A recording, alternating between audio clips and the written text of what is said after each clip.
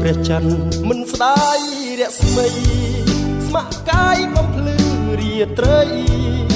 មានអ្វីអអន់ចិន្តាអ្វីដែលរៀមពន់បំងងសុំស្មងស្នេហាអំណាចនៃភាពអន្តការប្រាថ្នាមិនឈ្នះបងឡើយ